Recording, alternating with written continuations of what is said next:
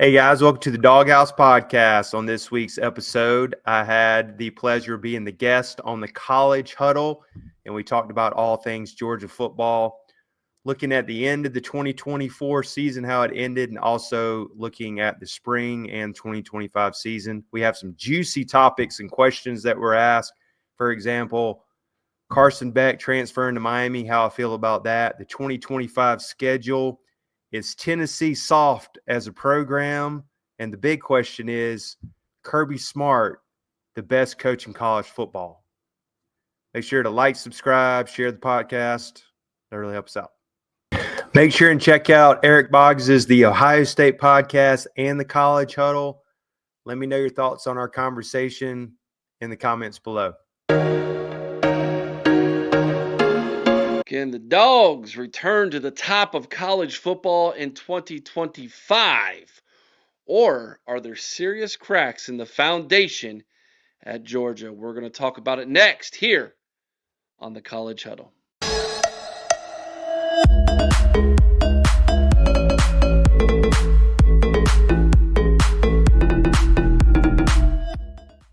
And joining me here on the College Huddle is Trey from the Doghouse Podcast. What's going on, Trey? Doing well, Eric. Appreciate you having me on. Excited to talk some Georgia football. 2025 college football season's right around the corner. It is. We have entered officially, I guess you could say, the dog days of summer. I feel like summer just got started. I don't know if it's really dog days, but I guess in Georgia every day is a dog day, maybe, right? I mean, is that how it goes? Unless you're a Yellow Jacket fan, maybe. That's right. DAWG. Dog. Yeah, it's hot too. It's hot here in Charlotte, man. It was 90-something early, so it's definitely the dog days. It is warm all over the place. Absolutely, man. Everybody I talk to, they are just they're having a time with the heat. So hopefully, if you're watching this somewhere, you're in nice AC and you're staying hydrated, my friends. All right, Trey, let's dive into this thing, man. I've been excited to talk to you. I've been excited to talk about Georgia. Georgia's obviously one of the, pun intended here, big dogs in college football. And I am very interested to find out what your perspective is and what the pulse of the fan base is heading into 2025 after some might feel was kind of a letdown year, but you're 2 years removed from back-to-back national championships there in Athens, Georgia, and you got no longer Nick Saban in Tuscaloosa, Alabama. A lot of people felt that Kirby Smart and Georgia was going to kind of grab that mantle, and 2 years into this thing now, the last 2 years.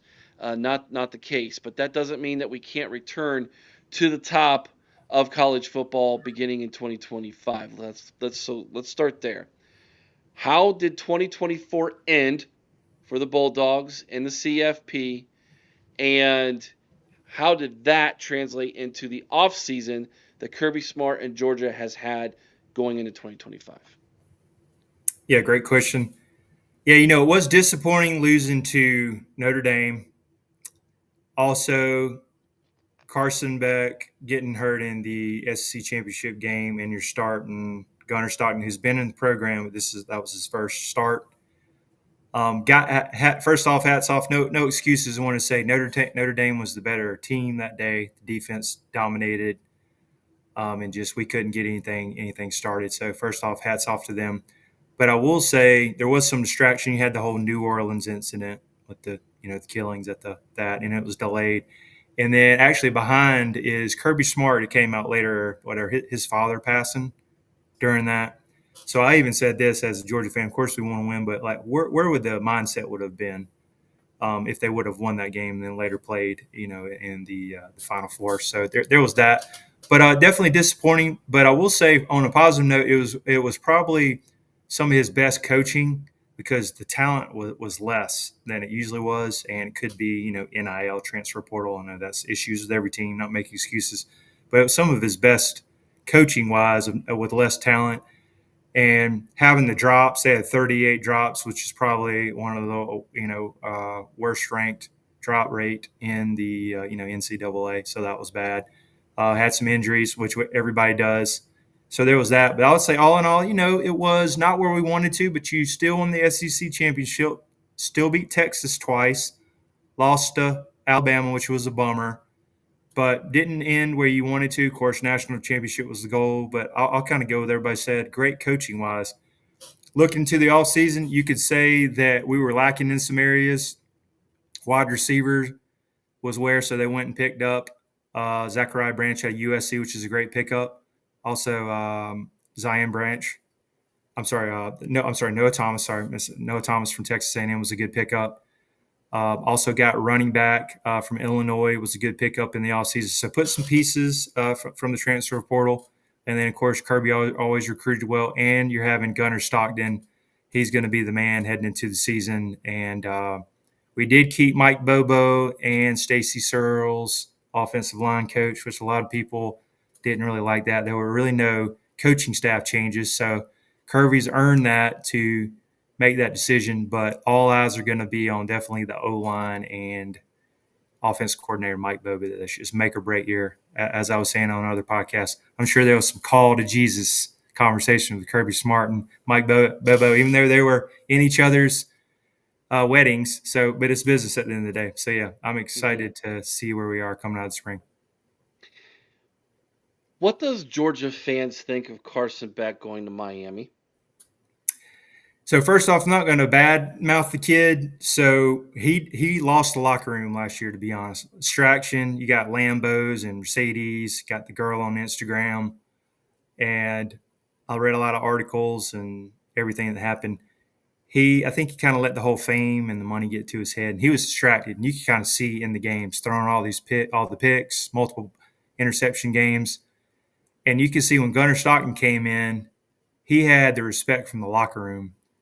So I hope the best for him, but I'm glad there's this breakup and parted ways. So as a Georgia fan, I'm happy that he's no longer. I hope the best for the kid. I don't want any ill will, but I'm glad he's no longer with the program because of being, just the whole distraction of losing the locker room. Because quarterback has to be a leader and have the locker room, and I believe Gunnar Stockton has that.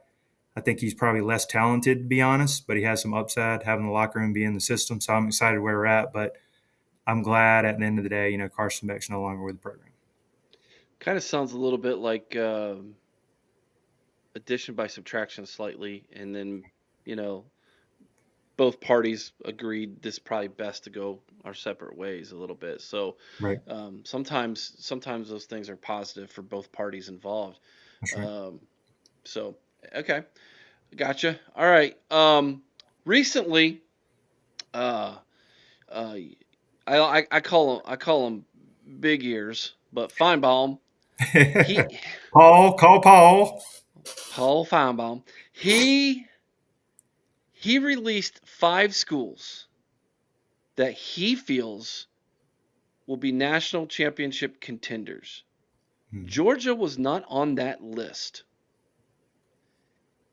As a Georgia fan, as someone who follows the program, and of course as an SEC guy, is that crazy by Paul Finebaum? Is this a national championship caliber team, or are there indeed serious cracks with at least the 2025 roster that you believe warrants Paul Finebaum from not having Georgia on his list? Yeah, I'll take that 2 ways. So I think Paul Finebaum he tries to make a hot take. That could be a hot take. Mm-hmm. But as a Georgia fan and being a Kirby Smart supporter, I actually kind of like that under the radar because he is great at bulletin board material. He's waiting for somebody to say something. Anything they say something, he's going to use that behind closed doors. So I actually kind of like it. He actually said that Carson Beck. I mean, they say Carson Beck. So Paul Finebaum came out and said recently when they were at one of these golf tournaments or whatever, he was reporting from there that I'm not sold on Gunnar Stockton. And Kirby Smart reminded me, he goes, "We heard you. Gunnar Stockton heard you." And I appreciate you saying that, Paul, because you get everybody riled up. So he's motivated. I like it. I like Gunnar Stockton where we're at. So I actually like this being under the radar, coming, kind of being a little dark horse. I actually like that where they're at. It's going to motivate these guys because, as you know, 18 and 21-year-olds, it's all mental mindset. Got to get these guys up, get the players up. So I actually kind of like that. Chip on the shoulder coming in. Got you. I think that's pretty good, actually. That's a good take. That's a good way to swing that. It's a positive way. It Hats is. off to you, Trey. Well I done. appreciate it. Okay. I read somewhere where there was something like 25 to 28 traffic citations in the last 2 years with the Georgia players. All right.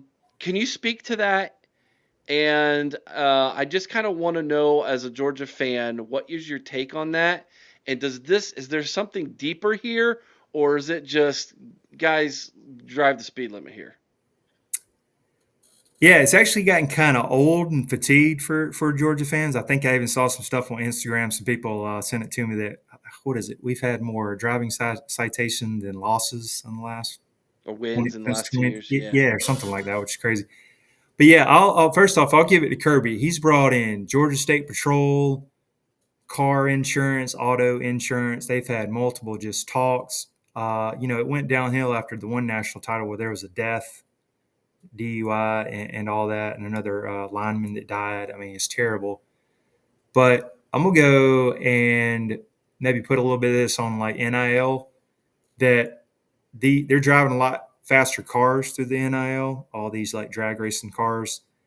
And there was even the one guy that went down a one-way street and ran into the apartment building in the front. Could have injured somebody, but it's terrible. Broke a transformer and all this. Anyway, he's no longer with the team.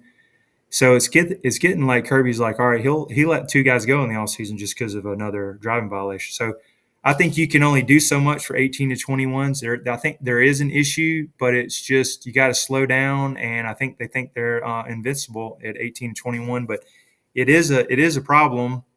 And I just don't know why there's so many, to answer your question. But there might be I don't think it's a culture problem, but it could be like individual.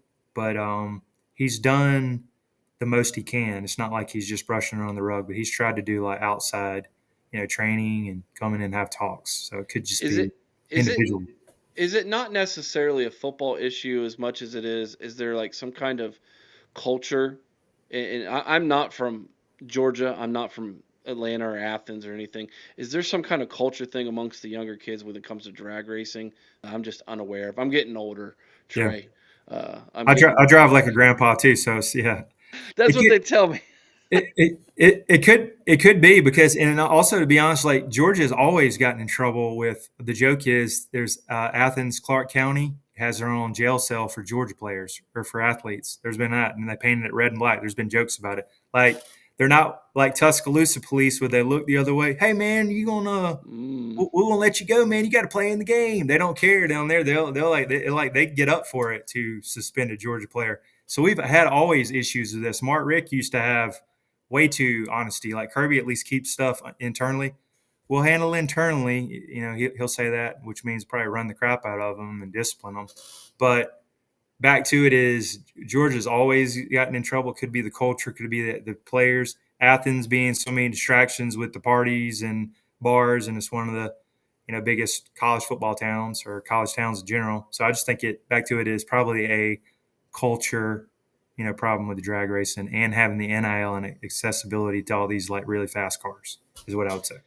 You've mentioned culture a couple times. I would like for you to kind of define what the culture is that Kirby has built in Georgia. I'm going to go back to, I had a couple months ago, I had the experience. It was great to meet Kirby Smart in person. Got to take a picture with him at a alumni event. My buddy is a big donor, and I was able to tag along, which was great, and wear the monkey suit and dress up, shake his hand. What he discussed there in the culture was they usually have a slogan each year. It used to be, you're either a leader or you're not. A couple of years ago, better never rest. This year is fire, passion, energy was his thing. And he had, for example, when they were playing football in the spring, everybody had these. You might know this, being a scientific thing here. I'm going off on a tangent. Is the fact that the hottest color is blue, right? So they would put these. What are the ones, the protective headgears that they have? Oh yeah, I know what you're talking about, like the bubble things that go around the helmet. Yeah, they would have that. So the best player on each position battle would be like 3 or 4 of them. They would put this blue helmet, and the position coaches would pick them. And anyway, he got everybody, all the players come up. He says, like, "Hey, I want one of those blue hats. Well, how do you get that?" Kirby was joking around. He's like, "Man, we pay these guys $150,000, $500,000 a year, and they want a blue hat. That's it." So anyway, he's trying to say, "I want fire, passion, energy for these players that are getting paid money, and they're not being individualistic. We're trying to build a culture here." So he wants hunger. He wants the hardest one in the room, the player that eats off the floor. That's what he wants at Georgia. And NFL players and even the Georgia guys said, "Hey, NFL practices are nothing like Georgia practices." I know everybody practices hard, not saying Ohio State or Penn State or Big Ten doesn't, but they get after it. They beat each other up. There's always injuries. So he wants the hardest, hungriest player, and that's where it comes from at Georgia. And if you don't want that hard work, you can go somewhere else and get your NIL money. He's about like, I want the fire, passion, energy, hungry player to come to the University of Georgia. And that's why I like Kirby Smart as the head coach there. He's not going soft. Is Kirby Smart the best coach in college football? Yes, I believe right now, and I know I ate my words when I said that a couple of years ago, that even when Nick Saban was there, and I said it before that game, and of course they got beat, I ate my words. But anyway, that he was the best college football coach then. I'll go back to, he's got 2 national titles. The only other one was Dabo Swinney. Dabo Swinney, yep. But if you look at who he's beaten the best of the best. He's beaten Oregon. He's beaten, even though they're going to say 1-6, he beat Nick Saban and won a national title. That's why that one was still getting a little mental there, 1-6 against Alabama. He's beaten Dabo Swinney, Clemson. He's beaten LSU coach. What's his name? I should know his name. Oh, I know. Yeah, I got you. Got you. Yeah. Also, I'm drawing a blank too right now. Former Notre Dame, but yeah, go for it. Brian Kelly. Sorry, Brian Kelly. There you go, Brian Kelly. There it is. And I hate to bring it up. I know you guys were the better team that day, but we lost. Hate to bring it up, but did beat Ryan Day. Did beat Jim Harbaugh. He's beaten the best of the best. 2 national titles. Also has 31 straight home games. Hasn't lost a game since 2019. He's been in I forget how many SEC championship games. The resume is there. Been legit 1, 2, 3 recruiting classes. So as of right now, I'm not going to compare to Nick Saban. He's not even in that hemisphere.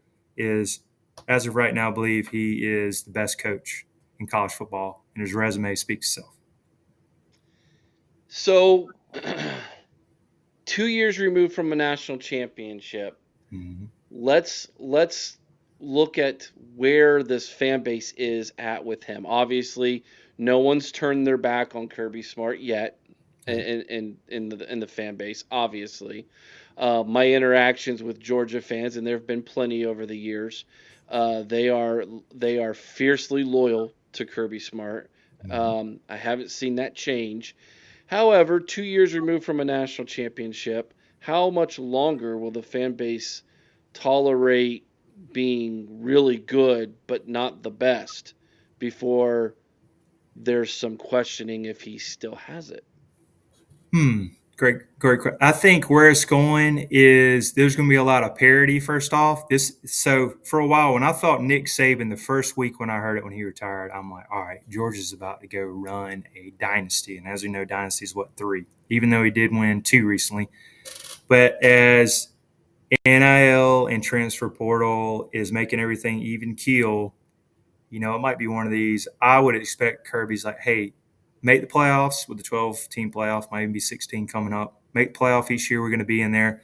But I'm thinking maybe you might get 1 every 5 years if you're Georgia, lucky, 1 every 8 years. But I'm going to flip the script and go even more as a Georgia fan. I'm worried about him not being around in 5 to 8 to 10 years because you're not going to have a Nick Saban type that you're till 70. So I want to just enjoy having Kirby Smart from 5 to 8 years because this is a grind. College football keeps changing the landscape. I'm more on the side is I enjoy every year we have him because he brought us to, winning the first national title in 40 years. He brought us to a standard that we're not used to, and we're getting kind of spoiled at times. But you kind of sit back and look like, hey, this is a rarity, kind of where we're at. So I'm to the point is I want to enjoy each year.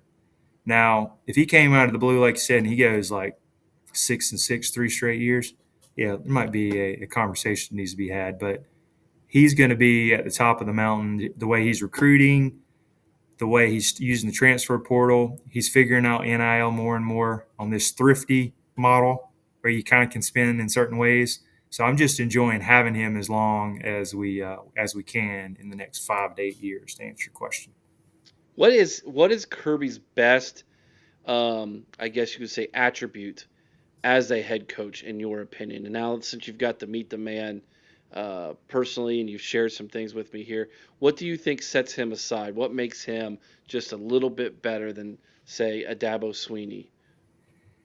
yeah, I'm going to go with recruiting because he said time after time it's about 70% recruiting. What is it? 20% development, and then coaching is somewhere in there too. So recruiting, he is relentless, and he learned that from Nick Saban being under him 9 seasons. So I'm gonna say better recruiter than a Dabo Sweeney. Also, I see at times better in-game coaching. At first couple of years, you could tell he's really young. He tried to have everything in his hands. You can kind of tell he had some clock management issues. He wouldn't call timeout or certain things. But as he got older and wiser, he would make great decisions. Like, hey, even bringing up Ohio State game, called that timeout for the fake punt. Who does that? Somebody was in his ear, called timeout. That was like we extended that drive, or I forget what is it. We maybe stopped you guys on 4th down. Huge. If not, you extended that. You guys win that. And just little things like that, in-game coaching. And then he has built good coaches around him, and his resume and his coaching tree is like Fran Brown at Syracuse. He's going to be a good coach. I wouldn't mind. Somebody threw it out the other day is maybe replacing Kirby on the back end in 8 or 10 years. Even though my first pick is, I know it's not a hot take, Dan Lanning's my first call if Kirby Smart leaves in the next 5 to 8 years. I want Kirby to stay forever, but that's who I would call because to me, he's a younger version of Kirby building up Oregon there. But recruiting, in-game coaching, and his coaching tree, I think sets him apart than like a Dabo Sweeney, for example. You've mentioned a couple times now that maybe in 8 to 10 years, are you worried that Kirby's kind of got a shelf life here? Has he said something like there's a certain mark that he wants to get to, and or are you worried maybe that the NFL might come calling? Like, what's your concern, Trey? Yeah, I think he's always voiced spending time with his family, and as you know, this is a 247 365 grind. He's like making tons of money, and I just don't see him hanging around doing like a Nick Saban at 70. I could see him, he's 50, I believe. I mean, I'd love another 10 years, but I just think like as things change, if this thing gets built more NFL like where there's like 2 mega conferences, and you can just kind of tell in what made Nick Saban retire was, NIL accountability is I think guys came in, hey coach, how much are you going to pay me when I'm going to play? So the whole like developing and everything and everybody moving all around with the transfer portal, I think is kind of souring him on his coaching. So that's where it is. Just the whole landscape is kind of slowly kind of take him out, and get some gray hairs there. You can kind of tell the way he is just how much more do you want to kind of do this? And if he was successful, and let's say he won 1 or 2 more, and you got 4. Like what else is there to motivate? I know he's motivating, but like that. So that's kind of where I'm at. Like I said, I want him to stay. I just some of the rumblings and the way I hear him talk that is slowly starting to kind of wear him down the way things are changing in college football. Is Tennessee soft? Yeah. I was good. Well, that came out of nowhere. Yeah, I'm trying to be all serious, and I'm like, all right, it's time to poke a bear. Let's do this. I hope you didn't go and see any of my Instagram predictions and on any of that week leading up to it, because I will say this: Ohio State came after me hard, and I may have called you guys the suck nuts, so don't hate me for that. But I was, man. I had to. It's first time ever. I've been doing the YouTube game for a while. I had to like turn off Instagram and comments and block some of the Buckeye fans. I'll say that. But anyway, back to your question. I think they're a finesse team, and when you line up with them on defense, and Kirby Smart has figured out Josh Heupel and has punched them in the mouth in all these big games, they're more of a finesse team. And what happened at Columbus on that cold day, and I believe it was January, is you guys were pissed off after the Michigan game. Ryan Day had his back against the wall, and they ran into a grizzly bear in the wrong place. And Columbus, pissed off fan base, motivated team, and you guys whipped them on in the trenches. And yeah, they were soft in that game. And I believe in big games, they are more of a finesse team, and you got to be a, ground and pound, punch them in the mouth, street fight team. My opinion. Should the SEC move to 9 conference games? Yeah, that's a great question. I've always been I like the 8-game formula, but as a Georgia fan, I like a couple of, I want to say cupcake games just to kind of breathe with this 12, because this is a long season these days, and you got to get the playoff games. You're going to play 15, 16 games, and the wear and tear on the team and with the injuries. So I kind of like where it is. I'll be definitely open to it, but I like the 8 games. But just 9 is just because it's brutal in the SEC. I know everybody says that, but it's just like that'd be a tough grind, to be honest. All right. So the SEC is like Tennessee. Got it. Yeah, there it is. You got to have some cupcake games every now and then, man. I like them. Everybody should have a couple, yeah. But I mean, it's good for depth. 3 of them? Come on, man. Yeah. Is Georgia Tech really that good, or was that just a what happened there type of thing? All right, so yeah, back to that. This is kind of inside baseball. So you might maybe not have known that. It's the Big Ten. Don't follow it really close. Big Ten fans, which is fine. All right, so Buster Faulkner is the offensive coordinator, and he sat in the room with Todd Monken when we won 2 national titles. He knows the ins and outs in the playbook. He was an analyst for, I think, 3 or 4 years. So he's been over there. So he sat in all those meetings. He knows Kirby Smart's defense and offense in the whole playbook inside and out. So I think having him inside that has really given bad matchups. And also Georgia, I think they never admitted as having that SEC championship game right before it, maybe put their foot off the gas. And then I don't believe Georgia has lost to the nerds, as we call them, since 2016, 2017. And Brent Key hates Georgia and is a Georgia Tech guy, and that is his Super Bowl. I like the guy at first, but him crying after the game, what coach cries after they lose in 8 overtimes? Yeah, that's you nerds. The Brent Keys, he's a puss. Yeah, I said it. But after that, man, so that's their Super Bowl. Buster Faulkner knows it inside and out. They should have. I mean, I will admit we didn't have any. We shouldn't have been in that game. We actually got lucky, but I'll take the win over them in 8 overtimes. It was exciting but too stressful. But Kirby's got to somehow circle that game and get motivated for it next year. So I'm gonna say offensive coordinator Buster Faulkner has their number on the matchup. So they had a Connor Stallions. Got it. That That's makes right. sense now. That makes sense. I got it. Yeah. All right, man. Let's. Oh, I'm having too much fun with this interview, Trey. You're a good sport, buddy. I like it. All right, man. Let's talk about the schedule, including. Oh, nice. 3 of them burners on there, that out of conference burners. All right, man. You got Marshall to start the year off, the thundering turd. That's pretty decent. I'm a little. I could see Georgia starting slow. Listen, in that game, Marshall. They lost. They lost. Did they lose a lot of players? Their coach left and they couldn't even go to their bowl game last year because they didn't have enough players to go to their bowl game. Marshall's completely a reset program. They had to completely reset. You're making me feel better than I hadn't dissected, but yeah, I am going to try to get the Marshall guy from College Huddle on. Oh, they're great. The Thundercast. They are fantastic. You're gonna love them. Nice. Great dudes. Austin P. We're not even going to talk about it. Yep. And then the traditional SEC cupcake before your rival game. Charlotte, again, no issues there, man.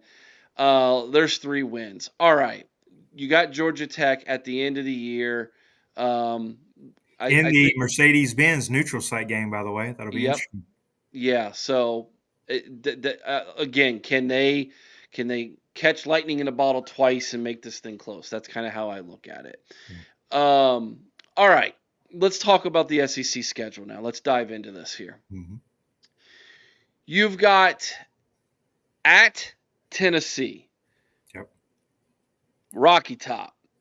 Are they? Hey, is Tennessee a soft program, Eric? Yes. New quarterback. Their lines are yes. Yes. Gotcha. The offensive line definitely was. Mm-hmm.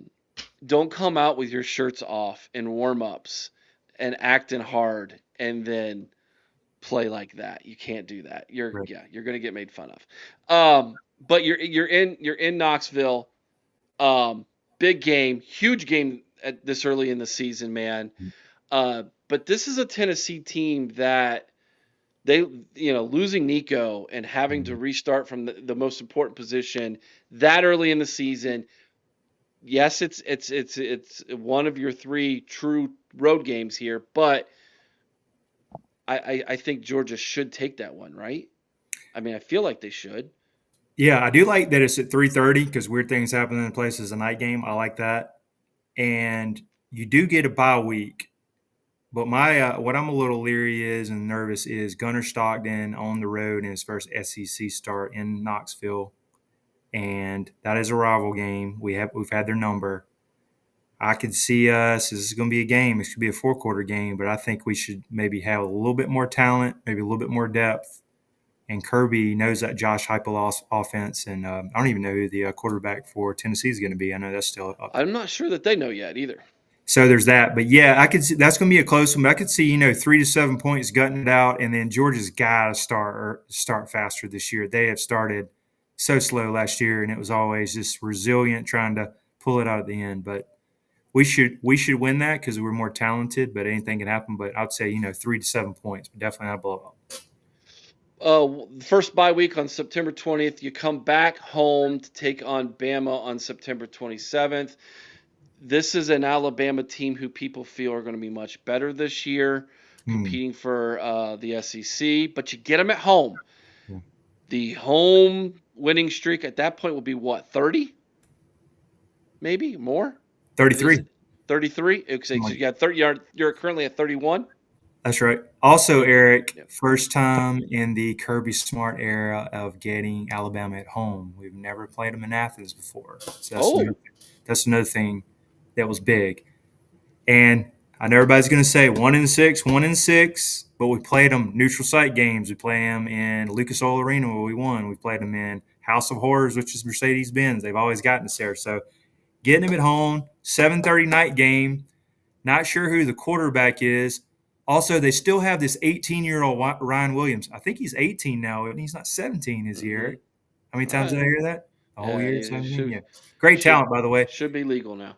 But they have a lot of questions themselves, and I just think, you got to get them this year if you're Georgia. If not, this is a mental block. This is their kryptonite. You're 1-7. Because that last year, I don't know what that was. We were at, 31-7 at one point and tried to rally back. If they have a pro-style quarterback and he's not mobile, because that always gives Kirby Smart defense's problem, that Milroe kid, or is the way I was calling him, Jalen Milroe, Roy, and all those Bama fans came after me. But anyway, depends on their quarterback, but I think you got to get him this year. If not, we got mental problems against Bama. UK, not again. That should be a win. It's at home. I don't think that they're a very good team this year. Auburn on the road. Yeah, the barn. Yeah. One of the loudest places. They've never been there, but Jordan Hare, one of the loudest places. Hugh Freeze back against the wall. Hopefully, he's still employed by then. Because just saying. But I think they're well improved. It'll be interesting to see. But that's just one of those you got to try to scrap it. Just get a win there. Because that was the Brock Bowers show 2 years ago. If we didn't have him, we'd lose that game. So that's going to be a tough one. Yeah, I'm going to say those two are the landmine games because they're on the road. And then, all right, go ahead. So yeah, those are going to be some early tests for sure. Yeah, can you win this next one, please? Ole Miss, please. Or as we call them, Ole Piss. Oh gosh, I have tried to like Ole Miss, and he just refuses to let me like them. Lane train. Also, Eric, we need to, for me personally, win that. So I am scheduled to get married on October 17th. We scheduled it. So I need to win that. I need to have a good wedding, and we need to win that game the next day. So I'll be a happy camper. That's So a honeymoon game, huh? we're going to do it delayed, but the whole thing is we were going to have it in the fall, but I was telling her the dates, and she says, how about a Friday? And I was like, if I watch that game at 3:30 or 7:30 the next game, maybe with family in town, I'll be happy. But anyway, I want to win that one for me, and we got him at home. All right. And then I think we have the second bye, and then we got the world's largest cocktail party. This is a better Florida team. Seems like I do believe Florida could be one of those teams that if things fall their way, they could compete to get in the CFP this year. Oh wow, you're high on them, huh? I am. I'm much higher. I think I'm higher on Florida than I am Ole Miss. Sunbelt Billy, is he dead man walking this year? Because this is a 7-8 win program. If they don't make a significant improvement, yes. I'm gonna go with that. Like I do see where you're at, but I mean, look at where he's at in recruiting. Maybe I haven't checked it. So a while back, I know it's changed here. They were at 69th for this class, 2026. Maybe in the 50s. They could be a little better. I haven't updated. Shameless plug here. Georgia had a 4-star today. 5 straight days with commits. I think we're moving up to like number 4, number 3, and 247. Anyway, Sunbelt Billy, his whole season is around DJ Lagway, who's been injury prone, but if he goes down, they got problems, and they got another brutal schedule, I believe. I think it flip flops. So they had us on the ropes last year. We struggled. I mean, we got out of there, and DJ Lagway went down with a hamstring, and Florida fans were like, "Yo, would have lost that game." But if's the biggest word. But yeah, I feel good about that one. Next, you go to the most annoying away game you could possibly play, listening to a bunch of cowbells. Okay.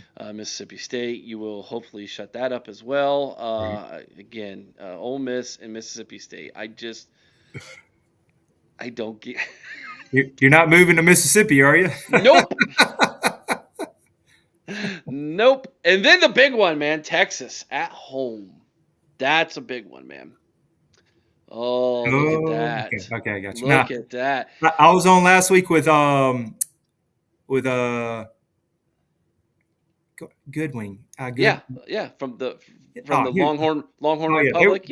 They were great. Hey, check that out on Spotify. I wish I did a video, but man, great. Yeah, we had a great conversation podcast last week. Great guys over there. All about Arch Manning. Is he as they say they are? I'm gonna go back, and I should have mentioned it to him. They're saying he's number 1 quarterback coming out, number 1 in class. Okay, you're telling me that he couldn't beat out a 7th round Quentin Ewers? Good question. How good is he? He could be good. Is it the name Manning? Seems like a good kid, but I'm gonna go by that. So you got to show me on that. Show me can he do it? But it's gonna be a big time game coming into Athens, and Georgia has Sarkisian's number. You will know week 1. That's right. You will know week 1. All right, looking at the schedule, we've kind of went through it, dissected it. We bounced around a little bit, but that was done because, at the 3 of those games are just gimmies. Right. What's the floor here? Is it 10-2, 9-3? Yeah, I'm to the point, Eric, to be honest. 10-2 NFL style, get hot, make it in there. Where's your team at? Don't get 9-3, 9-3. You'll probably get left out like last year. Alabama got left out. South Carolina. It depends who those 3 are. Yes. Right. Let's be honest with that. Yeah. If you lose to, say, Alabama, Texas, and Tennessee, and all 3 of those are CFP teams, then you have a legitimate argument. But if you lose to, an Auburn who's 6-6, that's right. That's one of the reasons why I felt like Alabama had no argument last year. You can't lose to Oklahoma and Vanderbilt and tell me you are one of the best 12 teams in college football. Even if I agree. you maybe you are, but you weren't one of the best 12 on those days, and you proved it. So, And Ole Miss losing that Florida game broke their back. That was bad. yeah. So you it depends who those losses are, I think, as far as whether you're going to make it as a 3-loss team or not. But That's right. again, let's say absolute worst thing is 8-4. I don't see it, but Yeah. that would be an absolute injury to the quarterback. The backup's not ready. The team's just not rallying around him. The floor falls out on you. That's worst case scenario. Georgia has the potential to be 12-0, 11-1. What's the ceiling here?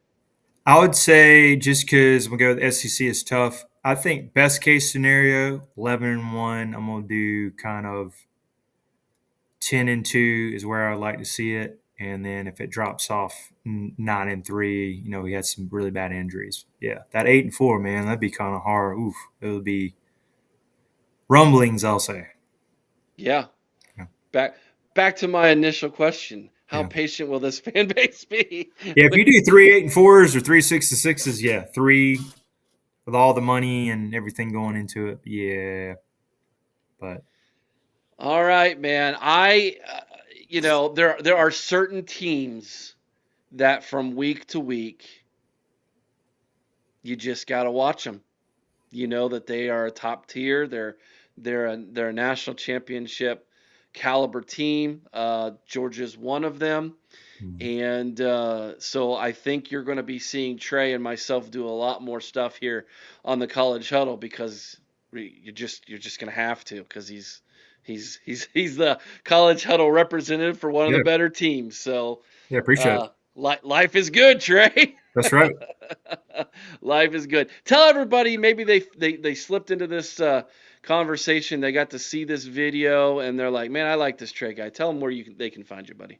Yeah, appreciate it. So on YouTube, 600 subscribers we just surpassed actually today, so I'm excited about it. It's been a grind. It's been a grind, man. So check us out at Doghouse Podcast. Look for the Dawg because there are other Doghouse podcasts on YouTube, so try to check out that. Also on Twitter at Doghouse Talk. We're getting close to 2,000 followers. And we're on Instagram as well at Doghouse Podcast. So appreciate all the support and going to do a lot of collaborations in the fall. What I try to do each week is, I think you're doing something similar, is have a representative from each team. I don't know if I can find an Austin Peay, but we do get a Marshall. Not sure about a UNC Charlotte representative, but we'll have most of those representatives to talk some ball in the fall. So what I have done, Trey, is if I can't find one, I will try to find someone who covers the conference. Okay. That happens in the MAC. I have a MAC guy who does a MAC show, and so whenever we play a MAC school and there's no one for that school, I just bring him on to talk. All right, Eric, pop quiz because I have no idea what conference is Austin Peay in. So. I don't know. All right, there it is. I'm gonna have to do some digging on that. That's terrible of me, isn't it? I'm like, oh great, he's gonna ask me. Let's find out, man. Austin Peay is in UNC what Charlotte. Conference? I don't even know where UNC Charlotte, and they're 30 minutes away from where I live. I don't know what conference they're in either. That's the bad. ASUN conference. I've never even heard of that. Might have to get some digging on that. They're in the same conference as Eastern Kentucky? Huh. Okay. The ASUN conference. I believe Charlotte is in the Sun Belt, are they not? Or are they USA? I should have asked my AI bot. Yeah, right? Yeah. I don't think Charlotte in the Sun Belt? Charlotte is in the American Athletic Conference, the AAC. Okay. There it is. Yeah, American. Yeah, I knew it was one of those two. There you go. Yeah, you all of our G5 reps, just if they were watching that, just hissed at us, Trey. Yeah. They just said that unsubscribe, man. I got like $5.95 now. Do us a big favor, everybody. I will throw the link down in the comment section below. It'll also be over there in the corner. Just click on that. It'll go right to his channel. Go subscribe to him. Let's get him back to 600 since he just lost one. And help my buddy out over there at the Doghouse Podcast. Trey, thanks for joining me, buddy. Thanks, Eric. Appreciate it, buddy. I got one more question. Sure. If I were to come incognito to a Georgia game and not wear my scarlet and gray, because you let everybody know I was trying to hide my Buckeye fandom from, but you let everybody know right away who I was. Okay, if I was gonna come to a Georgia game incognito and fit in with the Georgia fans, what's the slogan or saying that they all say or do, so that they would all think I was a Georgia? Is it "Go Dogs"? It's going to be "Go Dogs, seek 'em, hoo, hoo, hoo." And then when everybody walks by, just "Hoo, hoo, seek 'em, hoo." Okay. There it is. All right. Everybody thinks we're weird because even when my fiance now came, why are all these people barking? Are they dogs? I'm like, yeah. And then I've been trying to teach her how to do the hoo, hoo, hoo, because hers is hoo, hoo, hoo, hoo, hoo. Anyway. She's an owl. Yeah, it is. It's funny. Hey, did you say go Dogs, sick 'em, walk around? You'll fit right in. All right, man. I got it. Go Dogs. Sick 'em. There it is. Go check them out, everybody. Appreciate you all. Trey, appreciate you. It's going to be a great season, man. Looking forward to collaborating with you a whole bunch this year, my man. Good, all right, everybody. Take care. Till next time. Go Dogs. Sick 'em. Go Dogs. Hoo, hoo, hoo, hoo.